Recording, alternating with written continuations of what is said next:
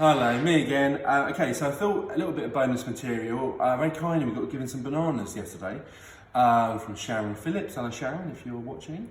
So we're going to use some of those to make banana cakes. I'm making one now, but making quite a few and hopefully delivering them around later. So look on Facebook for some of the posts about that.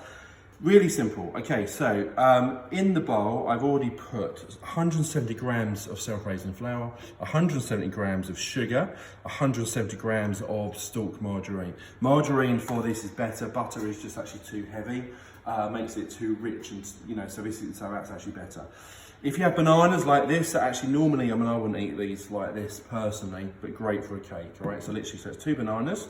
Just go in. You haven't got to worry about chopping them up. Well, saying that, I'm going to use a hand mixer. If you haven't got a hand mixer, you would have to use a spoon.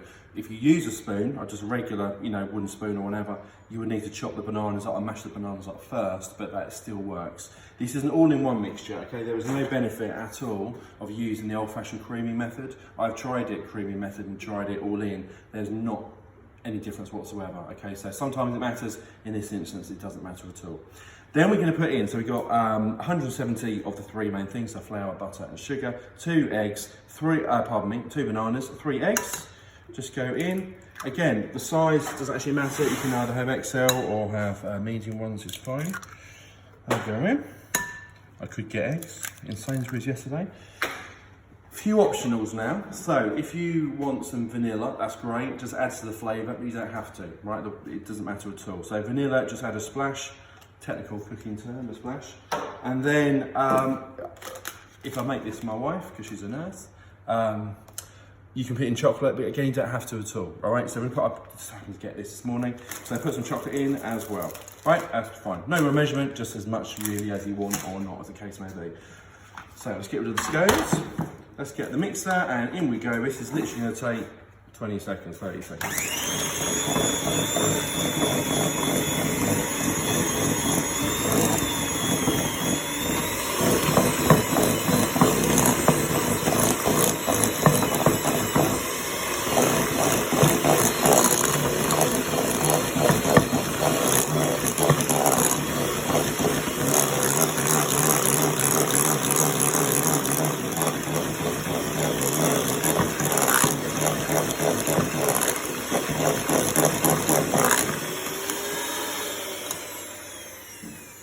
There we go. I don't know how many seconds that was, and it wasn't long. Right, so we're now going to prepare the tin. These are regular baking tin, cake tin. A loaf tin tends to work better in this kind of thing. You can use a cake tin, but it's better with this. You can cut slices. Grease the tin first. Use a little bit again of the stalk. You can use butter for this because you're literally just greasing, or you can use oil. It doesn't actually matter, but it is important you grease it. Otherwise, you'll never get it out.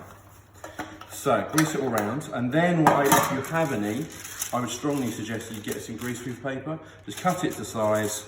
That just goes in, and that just kind of guarantees it will pop out later with no real problem. Push it down. There we go. Right, then hopefully, obviously, you just pour the mixture in the tin.